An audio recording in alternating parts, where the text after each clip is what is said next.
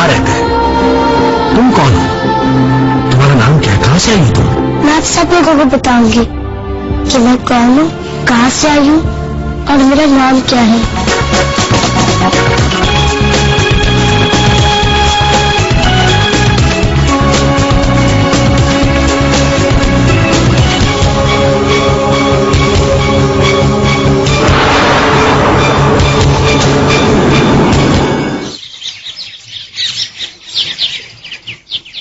राजू, अपूर्व भैया। नहीं, मैं राजू को बुला रहा हूँ। नहीं, हमें आपसे काम था। आपने परेश भाई को देखा? नहीं देखा। राजू को देखा तुमने? नहीं। दोनों प्रातःकाल से अदृश्य हैं। पता नहीं, राजू तो सुबह से गायब है। तुमने एक साथ तो नहीं है? राजू और परेश, सांप और नेवले को कभी एक साथ घूमते हुए देखा? आपके विचार में इन दोनों में से सांप कौन और नेवला कौन? तो भैया, ये जो उदाहरण मैंने दिया है ना, वो ये बताने के लिए कि जब दो इंसान एक दूसरे से नफरत करते हैं वो एक साथ नहीं घूमते। तो ऐसे कहा जाना चाहिए कि दोनों के बीच में 36 का आंकड़ा है। तो फिर आपकी लॉजिक के अनुसार इन दोनों में 3 कौन और 6 कौन है ना? हम आपकी बात समझ गए, धन्यवाद। आप उखड़े उखड़े नजर आ रहे हैं, कुछ समस्या है क्या? समझी जी आगे समझ गए। अरे अपूर्व, समझी जी कहाँ? सुबह से ढूंढ रहा हूँ, मिल नहीं रहे। हम भी ढूंढ रहे थे, शायद मंदिर गए होंगे। हाँ, अरे प्रवचन सुनना चाहता हूँ, उनका प्रवचन सुनता हूँ ना तो मन प्रसन्न हो जाता है।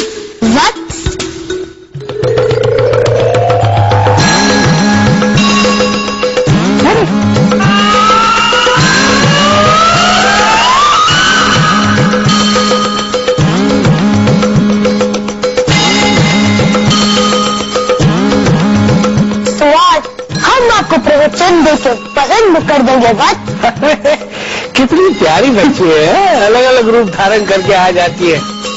प्रवचन सुनाना बच्चों का काम नहीं है बेटा। हमने कल ही ईश्वर दद्दू का प्रवचन सुना था और आज हम उनकी तरह आपको प्रवचन सुनाएंगे। लो, पिताजी का आगमन भी हो गया।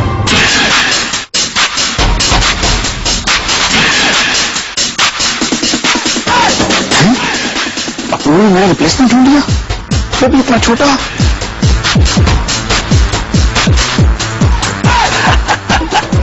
संजय जी कहाँ चले गए थे? आपका प्रवचन सुनने के लिए मेरे कान तरस गए हैं। आपका प्रवचन सुनकर ये बच्ची भी इतनी प्रभावित हो गई है कि वो खुद प्रवचन सुनाना चाहती है।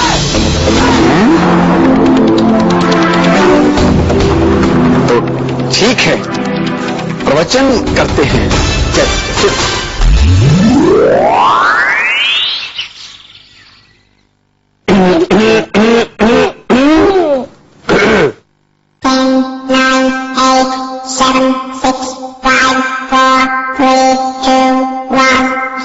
बुजुर्गों ने है फरमाया के गोलीबार भेजे दे, भेज शोर करता है। भेज की सुनेगा तो मरेगा कल्लू मामा। बाबा सारे बोलो, मामा कल्लू मामा, मामा कल्लू मामा। बोलो मामा कल्लू मामा, मामा कल्लू मामा। अर्थात आप बताइए दद्दू। अर्थात समझी जी,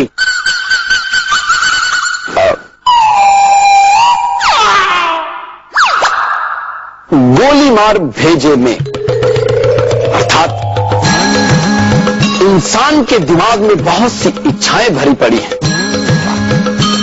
ऐसी इच्छाएं जो कभी पूरी नहीं होती, इसलिए वो शोर करती रहती है। अगर उनसे बचना है तो गोली मार ऐसी इच्छाओं को। मामा कल्लू मामा, अर्थात ईश्वर ने यहां पर मानव को कल्लू मामा के नाम से संबोधित किया है। वाह वाह पिताजी वाह, उच्च विचार समझी जी, उच्च विचार।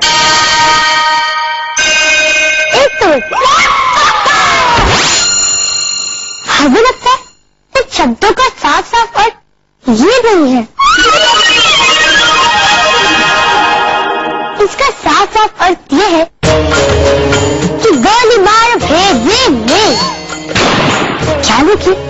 जो अहंकार हमारे दिमाग में है उसे गोली मार दो, यानी कि भगा दो, वरना अहंकार बहुत शोर करता है। और वैसे ही मेरा ऐसी अहम बड़ी बातें इंसान के दिमाग में बैठ जाती है। अगर उस अहंकार की सुनोगे तो तुम भी उस राजा रावण की तरह मरोगे। लंका को भरना पड़ा था, वैसे ही तुम्हारा यह कल्लू यानी कि ये काला काला अहंकार तुम्हारे पूरे परिवार को सहना पड़ेगा। वाह वाह वाह वाह वाह कल्लू वाह वाह। क्या कहना आपका ईश्वर राजू?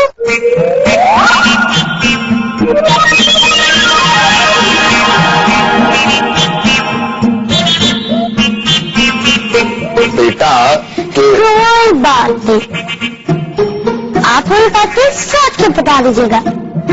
नारायण नारायण। अंजू जी, वाह वाह वाह वाह पिताजी, वाह पिताजी, क्या बात है पिताजी, क्या बात है। मतलब एक छोटे से बच्चे का दिल रखने के लिए आपने अपने आप को अज्ञानी साबित किया। क्या बात है, वाह वाह पिताजी वाह। संधू जी, ये विचार मुझे क्यों नहीं आया? वाह वाह वाह, क्या बात है संधू जी, क्या बात है, क्या बात है, वाह। धन्य धन्य हो गया मैं। उच्च विचार, उच्च विचार। वाकई में पिताजी, छोटी सी बच्चे से हार गया।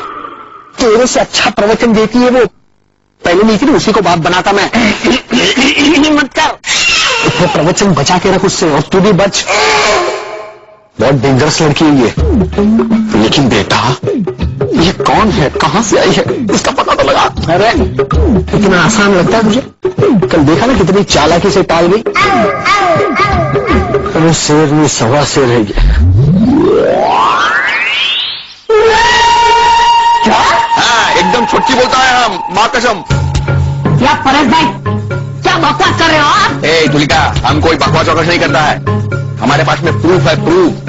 हाँ, ऐसे ही नहीं मुंह उठा के हम बोल दिया कि अपूर्व हमको धोखा दिया है। ये देखो, फोटो देखो।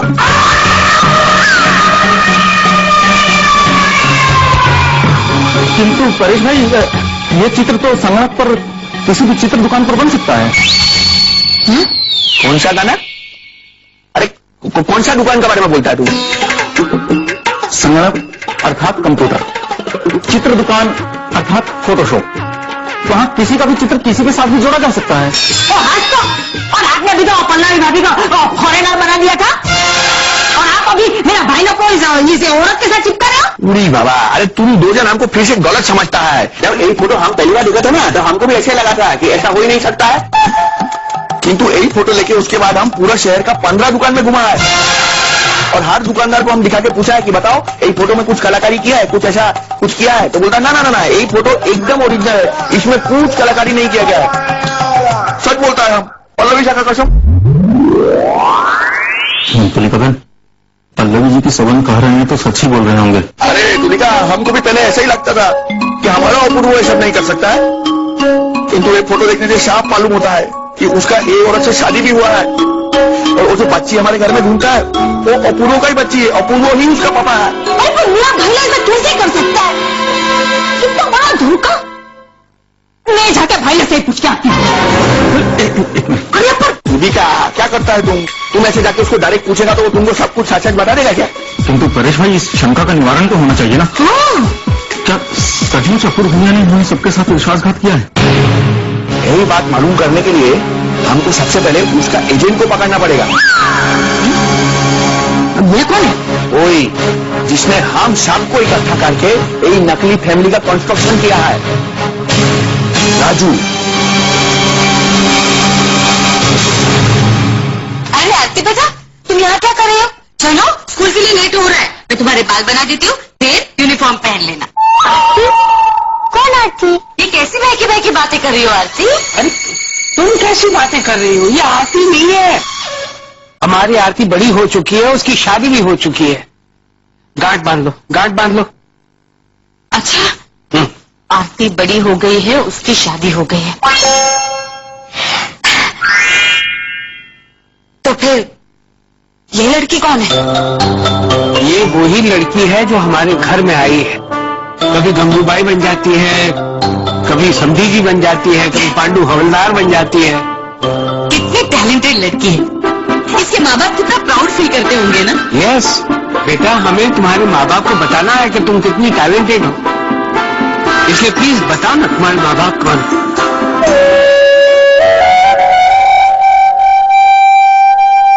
बेटा बताओ।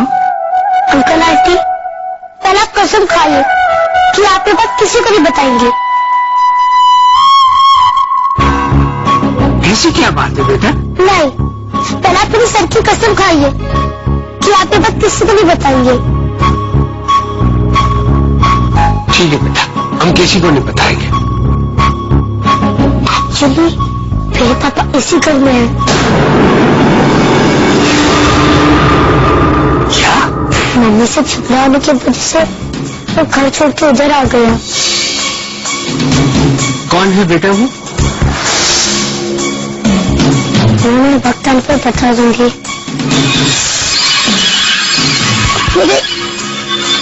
मुझे बात पे बहुत प्रेशर आ रहा है। मेरा छोटा मगज। ओह, प्रेशर मत लो बेटा, प्रेशर मत लो। उषा, इसे कमरे में ले जाओ और मेहरबानी करके इसे कोई सवाल मत पूछना प्लीज। देख, आओ बेटा। वहाँ कहाँ जा रही हो? वो समधन जी का कमरा है, ये तुलिका के कमरे में रुकी हुई है। या आओ बेटा।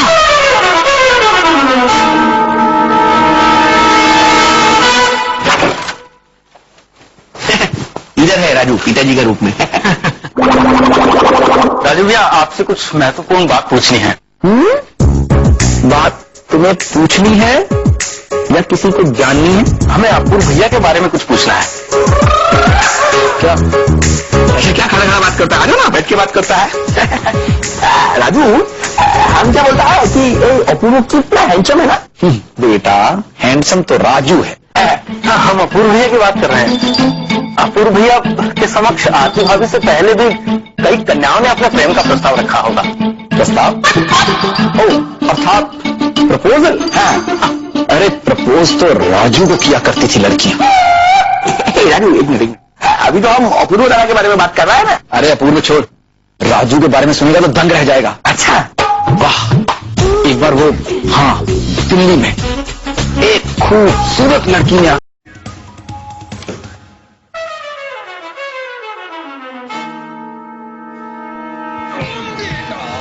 क्या कर रहे हो? बेटा, ये तूने क्या किया है? अरे मैंने कुछ नहीं किया है, कसम से। और मैं ये साबित कर दूंगा कि वो मेरी बेटी नहीं है, नहीं है, नहीं है। देख अंकल, तुझे बाद में गोली मारेंगे, लेकिन अगर ये सच निकला ना तो मैं तेरा गला दबा दूंगा।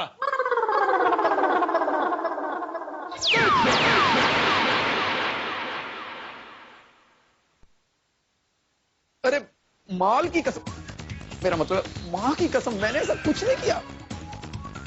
हमें पता है आप दोषी नहीं है राजू भाई। अरे तो ये सब क्या है?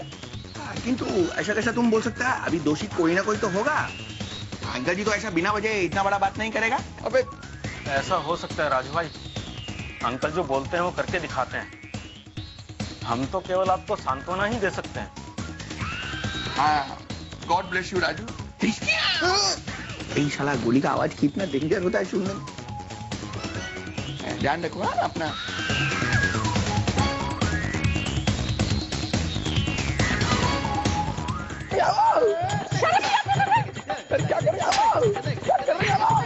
एक मिनट, नहीं नहीं,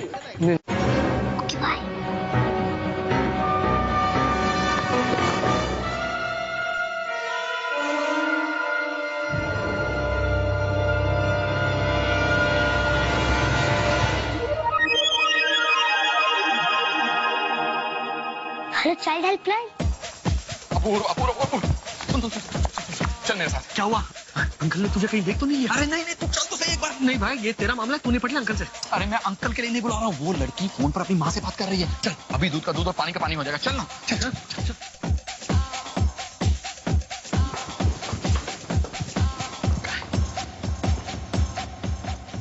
ये दे।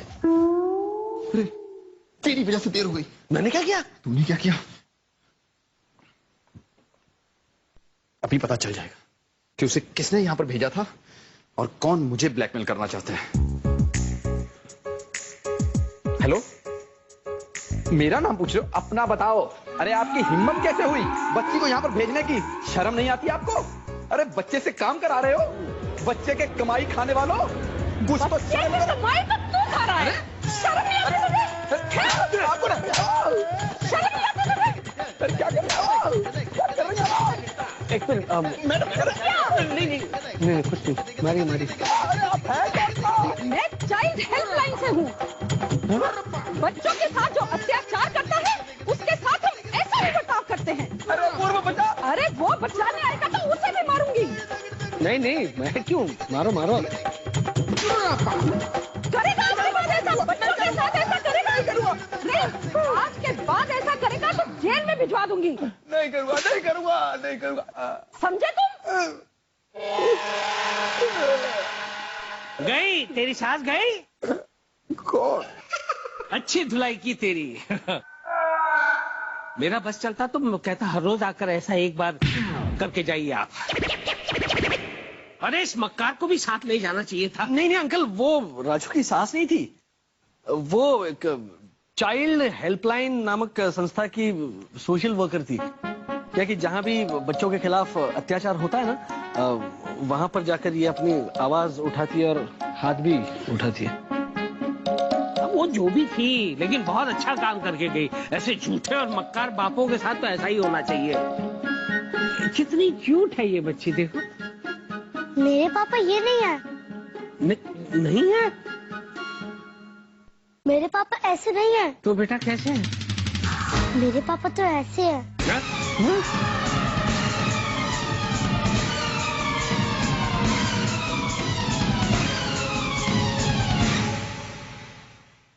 अपूर्व भैया, अब तो आप ये भी कहेंगे कि इस घर में जो छोटी नन्ही परी है वो आपकी कोई नहीं लगती? अरे ऑफ कोर्स मेरी कोई नहीं है। देख अपूर्व, तू हमसे धोखा नहीं कर सकता। अब मान ले कि इस घर में जो बच्ची आई है वो तेरी ही बेटी है।